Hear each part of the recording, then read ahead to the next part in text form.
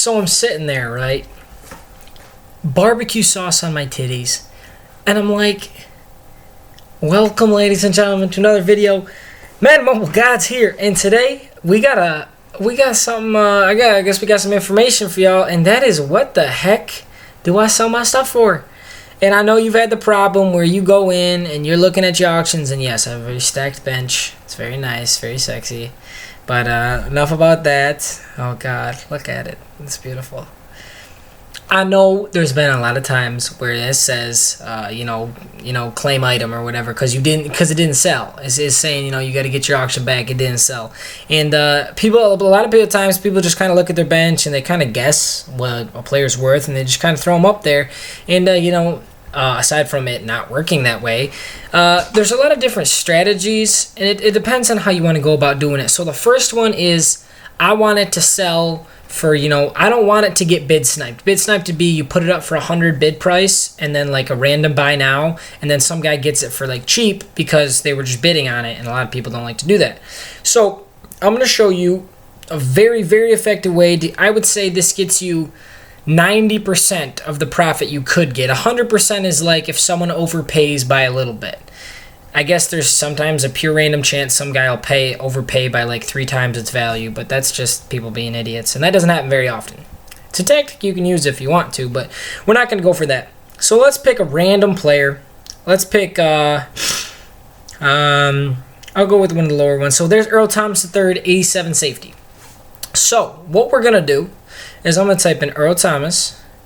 I'm going to go 87 only because I'm pretty sure this is the punt return card of him. And I did something wrong. Maybe I spelled that wrong, so I'm just going to go Earl. I don't think I did that wrong, but it came up wrong. Regardless, we found our Earl Thomas. So we see a lot of these random prices. A lot of times people just type in Earl Thomas. They'll see, okay, there's 85,000 buy now. I'll put it up for that. That's not going to help you. What we want to see what's the lowest Earl Thomas currently on the market. And what my tactic is for elites is go 5,000 coins under that price. And that almost it doesn't guarantee it, but 9 times out of 10, they're going to sell at the price that you just put them up for. So I'm seeing an Earl Thomas at 80,000. So I'm going to type up to 80,000 just to see if there's anything lower than 80,000. So I see there's a 75,000 right there, and that hasn't even sold yet. So I see that 75,000. I see a lot of other 80,000, so they're going for around that price. So what I'm going to do is I'm going to go down to Earl Thomas III, and I'm just going to mark them down by 2,500. 72,500, and my starting bid price I do not want to be super low because someone will get them for really cheap. So I do about maybe a 5,000 coin difference. That's going to be 67,500, but if you don't like numbers like that, we'll go with 65,000 because it looks a little prettier. I always post these guys for 4 hours unless it's like 3 a.m., in which case I'll do 8 hours. But just get your sleep. Don't stay up till 4 a.m. if you've got school the next day. And so yes, that I would say is definitely the baseline price to put almost all your guys at. But then there's other tactics like if you've got a player, and a lot of times this will happen, you've got a player that you just simply do not see on the market. Doesn't mean your player's worth 1 million coins, but it doesn't mean they're worth nothing. A lot of times this happens with like the veteran players. Like if you do the veteran live event, you get like I believe there's a Sebastian Janikowski, the kicker. I'm going to do 70 overall players, and I'm going to go kicker, and then say you get him, and then a week later, yep, I was right. So they're both on the market right now. There's only 4 Steven Aushkas, and look at the prices on these. There's a 30,000, 70,000, a million. My point is, if you don't see them on the market, you have 2 options. You can either mark them up for a really high price and hope someone just sees them and basically doesn't know their price and buys them for that. Or if you really just kind of want to get them off your hands and see what they would sell for, you can go bid price 100, buy now, something pretty high.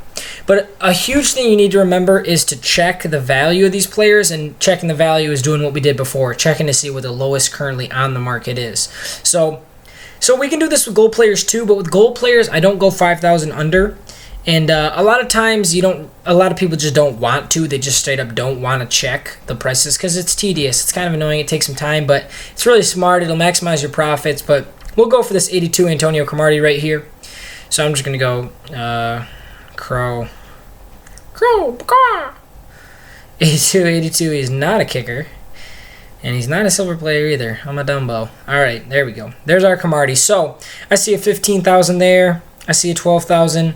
So I'm a ballpark it. I'm gonna say 9,500, maybe somewhere around there. And wow, I am so good. I am so good. Look at that. One for 9,000 right now. It's been up for 2 minutes. That thing's gonna sell like a hotcake. So I'm gonna go 11,000. See if there's any up for 11,000. There's a 9,000 that. So 9,950's been on there for a while. 9,000 just went up. I am willing to bet that when I put this up for 8,999, it will sell very fast. So I think this should definitely help you guys know what to sell your players for.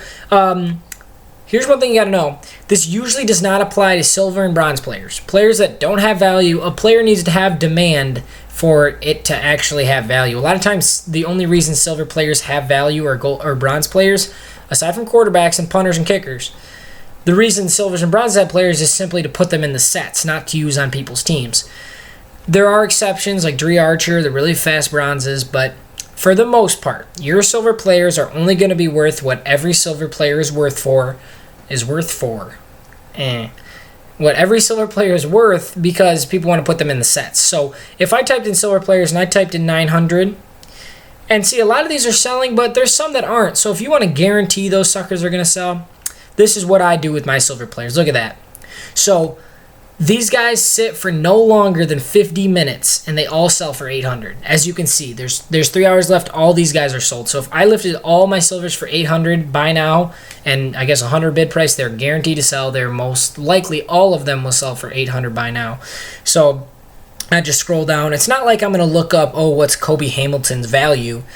He has a value that all silver players have value. But on the other side of the spectrum, if I were to be like, oh, what's Cam Newton's value? There's probably only 8 Cam Newtons, probably not even 8, probably 5 or 6 Cam Newtons on the market. So there's where you got to check the price. This guy, 800 and 500. Boom. He's going to sell.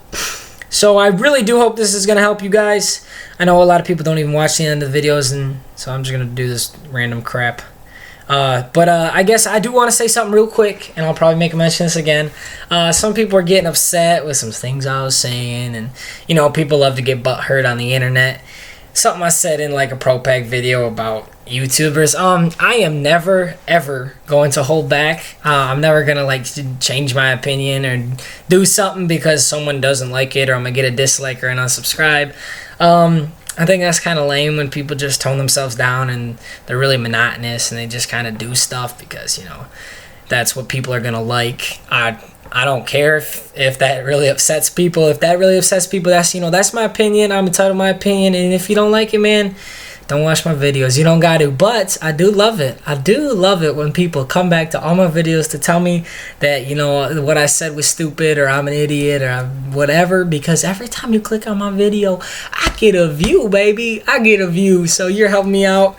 Haters are my motivators. Just kidding. I don't say crap like that. God, that sounded dumb. I regret saying that immediately. Whatever. You guys get the point. I hope you guys can appreciate that. But if not, feel free to unsubscribe. But always come back and hate on me because you're helping me out. So I say that's about it, ladies and gentlemen. Thank you so much for watching. I do truly hope this helped you. If you've got any more questions, you can ask me. But remember, no dumb questions. You know what a dumb question is. But that's about it, ladies and gentlemen. Thank you so much for watching as always. And take care.